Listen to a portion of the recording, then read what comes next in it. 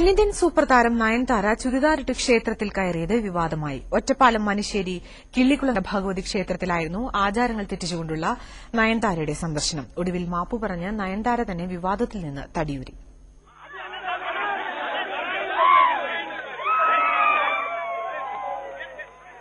സിദ്ദിഖ് സംവിധാനം ചെയ്യുന്ന ബോഡിഗാർഡ് എന്ന ചിത്രത്തിന്റെ ഷൂട്ടിംഗിനായാണ് നയൻതാര ഒറ്റപ്പാലത്തെ വരിക്കാശ്ശേരി മനയിലെത്തിയത്.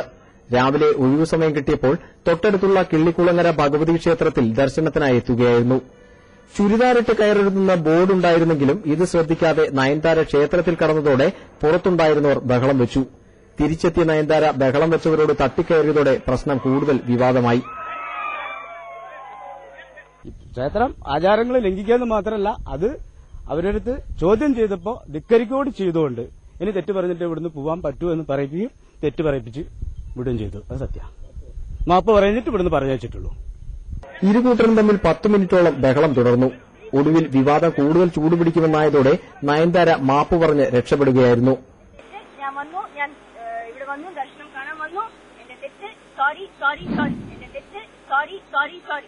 വരിക്കാശ്ശേരി മനയിലെത്തി നയൻതാരയുടെ പ്രതികരണം ആരായാൻ ശ്രമിച്ചെങ്കിലും മാധ്യമപ്രവർത്തകരെ കാണാൻ പോലും അവർ കൂട്ടാക്കിയില്ല.